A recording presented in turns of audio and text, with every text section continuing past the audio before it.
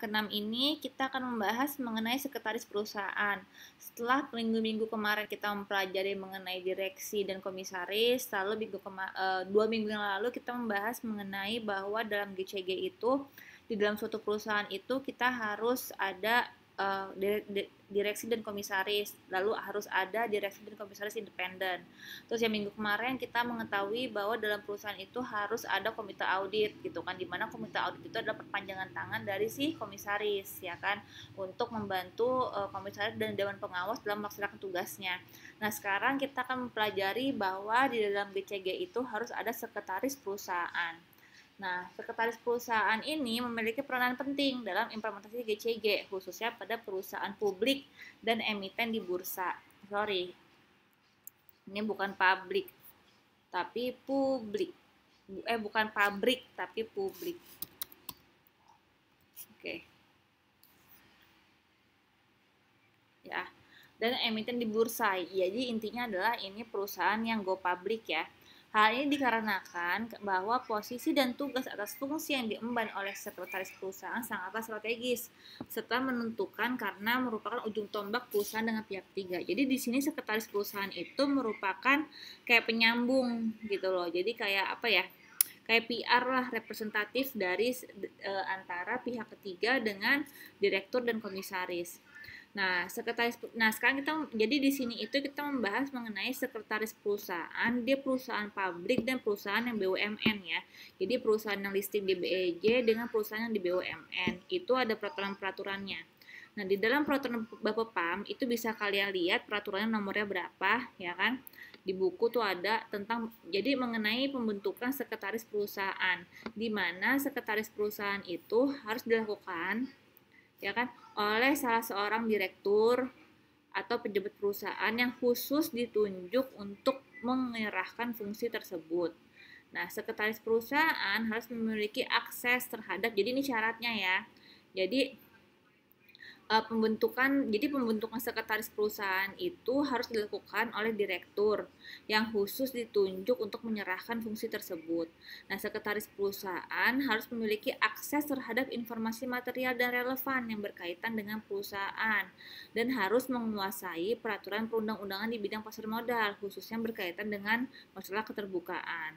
Nah, apabila bukan merupakan salah satu dari direktur, maka direksi perusahaan harus bertanggung jawab atas informasi yang disampaikan oleh sekretaris perusahaan. Jadi sekretaris perusahaan itu bisa merupakan salah seorang dari direktur, ya kan, bisa di luar dari direktur. Kalau misalnya direktur, nah maka direktur itu harus memiliki akses terhadap informasi material gitu. Terus kalau misalnya dia bukan direktur, maka yang bertanggung jawab adalah direksi perusahaan atas setiap informasi yang disampaikan oleh sekretaris perusahaan. Nah, penunjukan dari sekretaris perusahaan wajib dilaporkan ke bursa selambat-lambatnya pada hari bursa berikutnya setelah penunjukan. Ya, jadi namanya sekretaris perusahaan itu adalah kayak perpanjangan tangan. Jadi mereka itu yang menyampaikan informasi ke pihak ketiga. Itu adalah tugas dari sekretaris perusahaan ya. Jadi bisa direktur sama bukan direktur. Nah, ini adalah tugasnya nih ya. Tugasnya menurut keputusan Direksi Bursa Efek nomor 339 tahun 2001, yaitu menyiapkan daftar khusus yang berkaitan dengan direksi, komisaris, dan keluarganya, ya kan, itu bisa kalian baca.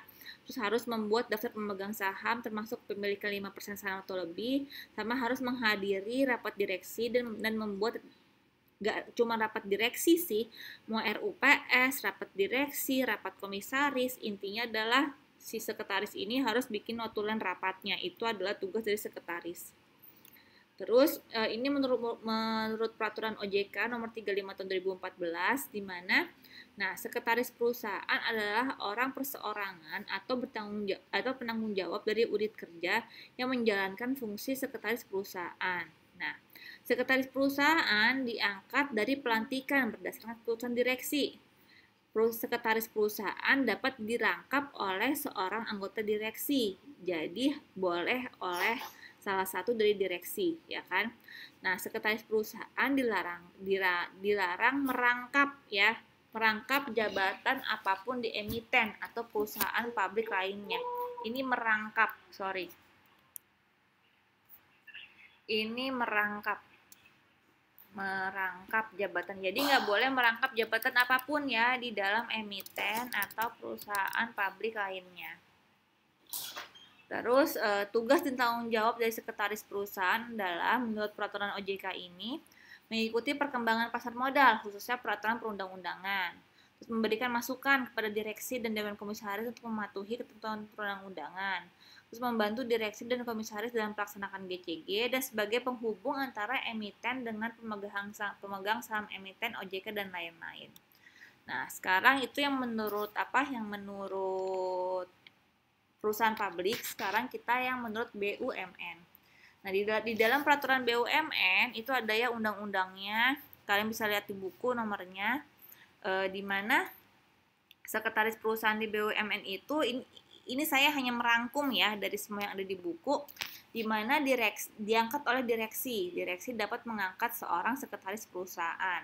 Nah, sekretaris perusahaan berfungsi untuk memastikan bahwa Persero mematuhi peraturan tentang persyaratan keterbukaan sejalan dengan prinsip GCG.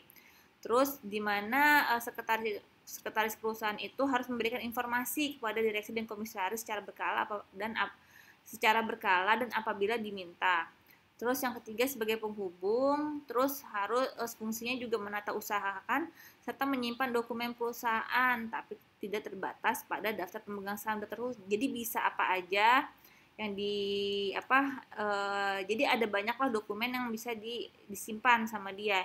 Jadi tidak terbatas pada daftar pemegang saham aja. Terus di sini adalah sekretaris perusahaan harus memiliki kualifikasi profesional yang memadai. Terus sekretaris perusahaan diangkat dan diberhentikan oleh direksi berdasarkan mekanisme internal perusahaan dengan persetujuan dewan komisaris serta bertanggung jawab kepada direksi. Jadi tanggung jawabnya kepada direksi. Nah, terus direksi wajib menjaga dan mengevaluasi kualitas dari fungsi sekretaris perusahaan. Ya, untuk yang lebih penjabarannya bisa kalian baca di buku nih. Kalau untuk yang mengenai ini nih peraturan OJK ini tuh banyak ada pasal-pasalnya. Di sini saya hanya merangkum dari yang di buku. Oke, demikian mengenai sekretaris perusahaan dalam GCG. Assalamualaikum warahmatullahi wabarakatuh.